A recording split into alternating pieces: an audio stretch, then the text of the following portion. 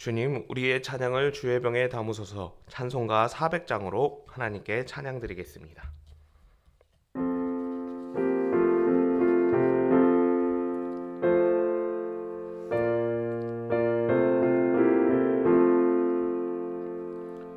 험한 시험물 속에서 나를 건져주시고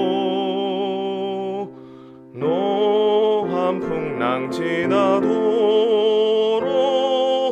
나를 숨겨주소서. 주여 나를 돌보시사 고이 품어주시고 험한 풍파 지나도록 나를 숨겨주소서. 권세 능력 무한하사 모든 시험 이기고 풍랑까지 다스리는 주님 앞에 비오니 주여 나를 돌보시사 고이 품어주시고 험한 풍파 지나도록 나를 숨겨주소서. 죄악길에 빠지니 몸 캄캄한데 헤매며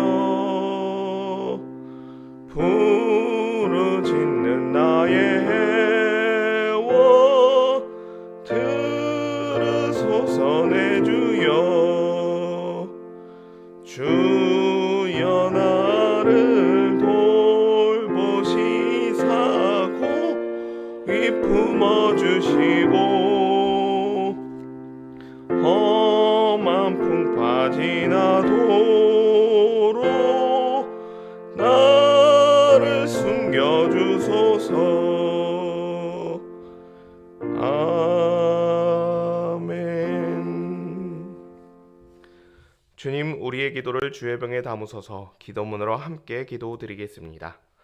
우리의 창조자 되신 하나님 아버지, 하루를 시작하시고 하나님이 지정하신 날 새벽을 깨워 기도하게 하심을 감사드립니다. 인생이 사는 목적이 무엇인지 분명히 알게 하여 주시고 그 뜻을 묻기 위해 쉬지 않고 기도하는 믿음이 되게 하옵소서. 오늘도 하나님의 말씀을 듣고 그 뜻을 알길 강청합니다.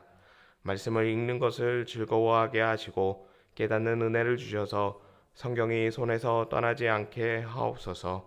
실천하는 큰 믿음을 주셔서 세상 속에서 말씀으로 살아내게 하시고 이 일을 통해 세상이 창조된 처음의 모습으로 회복되게 하옵소서. 청지기로 우리를 불러주신 하나님의 은혜에 진심으로 감사드립니다. 맡겨주신 사명을 먼저 이루는 믿음이 되게 하시고 그때 우리에게 허락하신 모든 것을 받는 복된 삶이 되게 하옵소서. 영원한 하나님 나라를 사모하게 하시고 이 땅보다는 영원한 나라에 목표를 두고 한 걸음 한 걸음 전진하게 하옵소서. 삶 속에서 하나님의 섭리하심을 발견하고 체험하는 믿음이 되게 하여 주셔서 나그네와 같은 삶을 사는 것이 아닌 하나님과 동행하는 삶으로 인해 더욱 힘을 얻게 하옵소서. 그래서 마지막 때에 잘했다 칭찬받게 하시고 천국 백성으로 인침을 받아 영원한 하나님 나라에서 면류관을 쓰고 안식하게 하옵소서. 오늘 하루 종일 하나님만 예배하길 원합니다. 우리 가정과 자녀들을 그리고 우리 사업장과 일터를 지켜주셔서 예배에 승리하게 하옵소서. 함께 예배하고 싶은 남편과 아내와 자녀 그리고 가족이 있습니다. 나를 통해 가족이 변화되게 하시고 성전으로 발걸음을 옮기는 심령의 변화가 일어나게 하셔서 함께 주의를 지켜 하나님을 예배하는 믿음의 가정이 되게 하옵소서. 예배를 인도하시고 말씀을 선포하는 목회자들을 먼저 거룩하게 하시고 지난 시간 속에 허물을 씻어 주셔서 대제사장이 1년에 한 번 지성소에 들어가 모든 죄를 속죄하는 것처럼 이날을 통해 은평교회에 속한 모든 권속들이 거룩함을 옷 입게 하옵소서. 예배 가운데 말씀을 사모하고 기다리는 심령이 되게 하시고 간절히 기다리던 응답의 말씀을 받게 하옵소서. 거룩하게 구별된 성도들이 하나님을 예배합니다. 우리 예배가 하나님의 임재 현장이 되게 하시고 우리 예배가 온 땅에 하나님의 영광을 선포하는 역사의 현장이 되게 하옵소서. 거룩한 백성들이 즐거운 옷을 입고 헌신하여 예배하게 하시고 예배를 위해 수고하는 손길들에게 성령 충만을 허락하여 주셔서 이곳에 성령의 불이 임하게 하옵소서. 선교사님들에게 기쁨의 소식을 가득하게 하시고 그 땅에도 부활 소망이 가득하게 하셔서 예수님께로 돌아오는 구원의 역사가 가득하게 하옵소서. 새로운 사역에 어려움이 없도록 기도와 물질로 돕는 손길들이 많아지게 하시고 사역을 마감하는 때에 예수님의 모습을 본받아 빈손으로 돌아오게 하옵소서. 자녀들에게 복을 허락하여 주시고 그들이 시냇가에 심겨진 나무와 되어 철을 따라 열매 맺음으로 선교 사역의 상급이 자녀에게 있음을 간증하게 하옵소서. 농촌교회와 개척교회 그리고 다양한 모습으로 사역하는 작은 교회들을 기억하여 주시사 새롭게 도전하고 시작하는 사역에 순풍이 불게 하시고 작은 변화와 도전을 통해서 한국교회의 영적 각성이 되게 하옵소서. 교회들이 세속화되지 않게 하시고 물질과 배경과 능력으로 사람을 평가하지 않게 하시며 믿음과 인성과 말씀으로 작은 자에게 기회를 주는 인큐베이터가 되게 하옵소서. 북한 땅에서 남한을 위해 기도하는 숨겨두신 성도들을 기억하시사 그들의 기도에 응답하여 주시고 남과 북이 거룩한 하나님의 도성이 되게 하옵소서. 눈물로 기도하는 북한 성도들에게 따뜻한 온기가 전해지게 하시고 그들에게도 풍요로운 삶을 허락하여 주셔서 고생하였던 지난 시간이 모두 위로를 받게 하옵소서. 이 나라와 민족을 끝까지 사랑하여 주시고 나라와 민족을 위해 기도하는 거룩한 성도들이 일어나게 하셔서 하나님께서 허락하신 이 나라가 세계와 열방을 위해 쓰임받게 하옵소서. 좋은 지도자들이 선거를 통해 선출되게 하시고 좋은 법들이 입법되게 하셔서 국민들이 안전하게 무엇보다 소망을 갖고 살아가게 하옵소서. 하나님을 사랑하는 자, 곧 그의 뜻대로 부르심을 입은 자들에게는 모든 것이 합력하여 선을 이루어 주실 줄 믿습니다. 하나님이여 우리에게 은혜를 베풀어 주시옵소서. 예수님의 이름으로 기도합니다. 아멘. 오늘 주시는 하나님의 말씀 시편 13편 1절에서 2절 말씀 함께 읽겠습니다.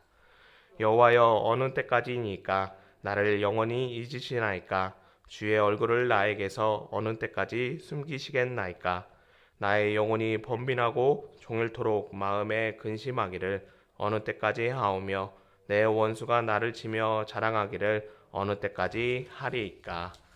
아멘. 시편에 등장하는 의인들은 어떤 이유인지 알 수 없지만 고난 가운데 놓여 있습니다. 그리고 그 고난을 이겨냄을 통해서 성도들에게 어떻게 고난을 이겨내야 되는지 소망을 주고 힘을 얻게 합니다. 오늘 시편 13편의 의인 또한 고난 가운데 놓여 있습니다. 그런데 이전과 다른 고난 가운데 놓여 있는 것을 확인하게 됩니다. 그동안 의인이 고난받았던 이유는 악인의 어떤 공격에 의한 고난이었습니다. 시편 13편의 의인은 어떤 이유로 고난 가운데 놓이게 되었을까요? 오늘 본문 1절 말씀인데 1절 말씀 함께 읽겠습니다. 여호와여 어느 때까지니까 나를 영원히 잊으시나이까 주의 얼굴을 나에게서 어느 때까지 숨기시겠나이까. 의인이 악인의 어떤 공격으로 인해서 고난을 당했는지 시편 13편이 말하고 있지 않아서 알 수는 없습니다. 그래서 의인은 이 공격, 고난에서 벗어나기 위해서 하나님께 계속 기도하였습니다. 얼마 동안 기도하였느냐? 이 정도 했으면 하나님께서 응답 주셔야 한다고 할 정도로 그렇게 기도하였습니다. 단순히 10번 기도했다, 한 50번 기도했다가 아니라 70번에 7번으로 이제 응답이 있어야 하는 그런 때까지 의인은 기도하였던 것입니다. 하지만 그럼에도 불구하고 하나님께서는 의인의 어떤 기도에 응답을 주지 않고 계십니다. 그래서 의인은 지금 여호와여 어느 때까지이니까 나를 영원히 잊으시나이까 주의 얼굴을 나에게서 어느 때까지 숨기시겠나이까 하고 하나님 왜 응답이 없는 거지요? 왜 저희가 고난 가운데 있어야 하는 거지? 하고 그렇게 계속해서 묻고 있는 것입니다. 하나님은 우리 인생을 복 주시고 형통한 길로 인도하시는 분입니다. 그런데 시편 13편의 의인처럼 때로는 우리를 고난 가운데 던져 놓기도 하시는 분입니다. 왜 하나님께서 우리를 고난 가운데 일부러 힘들고 고생하기 위해서 고난 가운데 넘겨두시는 것이 아니라 욥의 고난처럼 우리를 왜 하나님께서는 고난 가운데 넘겨두시는 것일까요? 쥐도 궁지에 몰리면 고양이를 문다는 말이 있습니다. 아마 이런 상황에 놓인다면 하나님의 응답이 없고 어떤 조치가 없는 상황이 계속해서 일어나게 된다면 대부분 하나님이 없다라고 무신론자와 같은 그런 부정의 모습으로 할 것입니다. 그런데 오늘 시편 13편의 말씀을 계속해서 읽어보시면 나 이제 하나님 안 믿겠다, 믿음을 포기하겠다는 것이 아니라 오히려 하나님께 어느 때까지이니까 하고 계속해서 하나님께 묻고 기도하는 것을 보게 됩니다.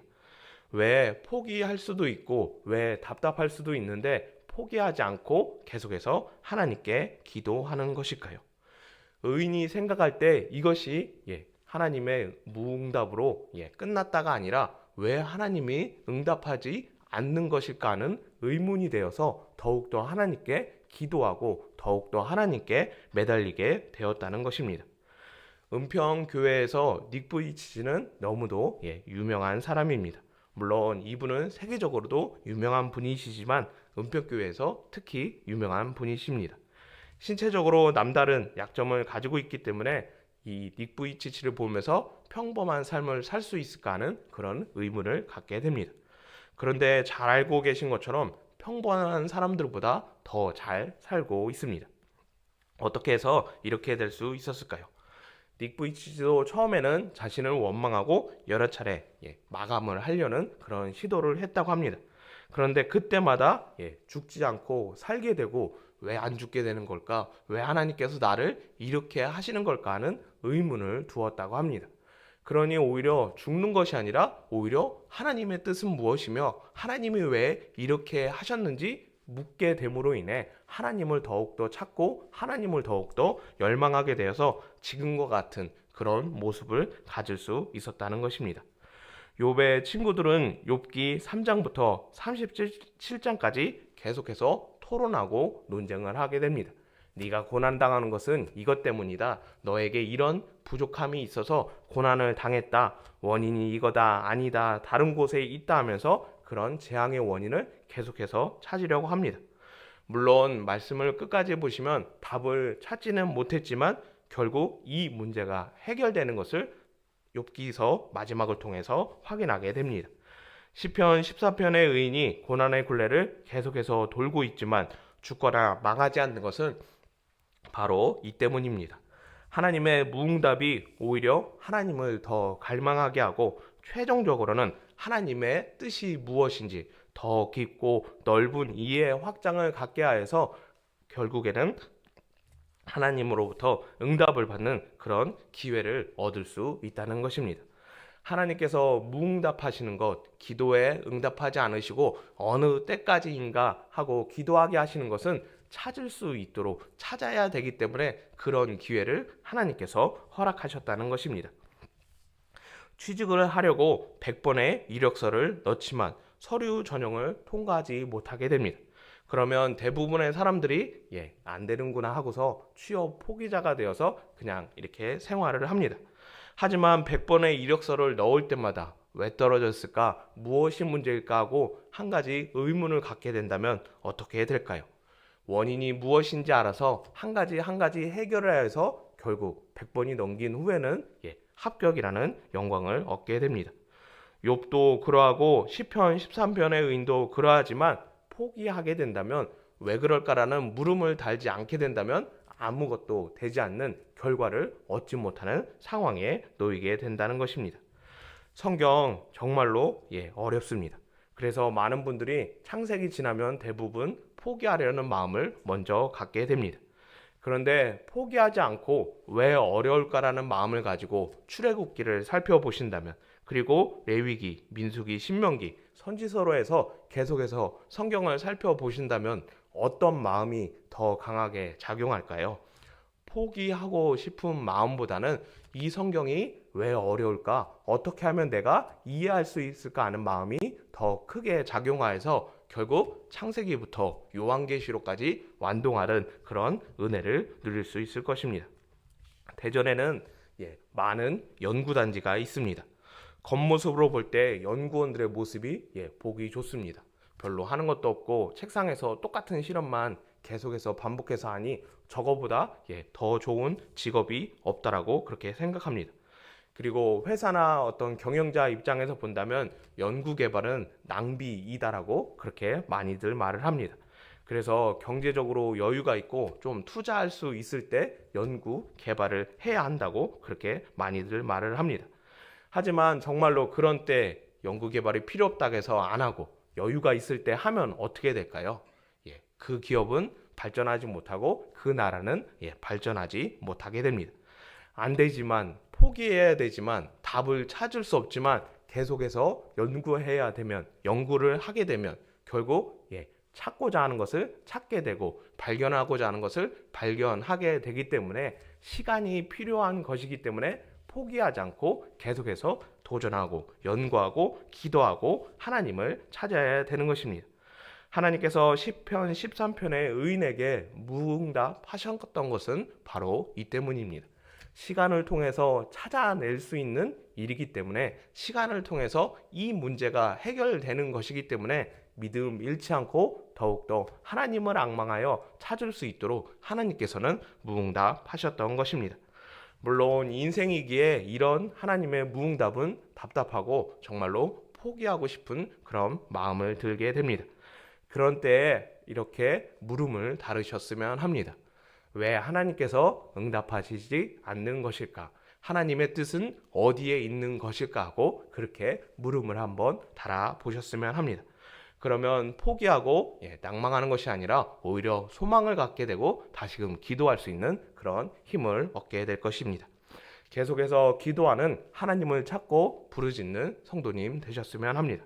그래서 하나님께서 왜 응답하지 않으셨는지 그 뜻을 분명히 깨닫고 무엇보다 약속하신 복을 누리는 복된 성도님 되기를 예수님의 이름으로 축복합니다. 사랑과 은혜가 많으신 하나님 아버지, 우리를 하나님의 백성으로 삼아주시고 무엇보다 하나님께 모든 문제에 대해 기도할 수 있도록 응답 주심에 감사드립니다.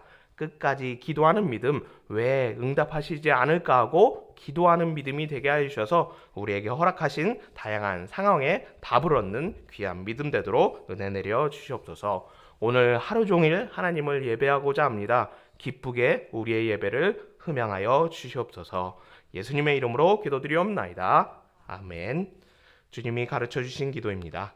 하늘에 계신 우리 아버지, 아버지의 이름을 거룩하게 하시며 아버지의 나라가 오게 하시며 아버지의 뜻이 하늘에서와 같이 땅에서도 이루어지게 하소서. 오늘 우리에게 일용할 양식을 주시고 우리가 우리에게 잘못한 사람을 용서하여 준 것 같이 우리의 죄를 용서하여 주시고 우리를 시험에 빠지지 않게 하시고 악에서 구하소서. 나라와 권능과 영광이 영원히 아버지의 것입니다. 아멘. 자유롭게 기도하시겠습니다.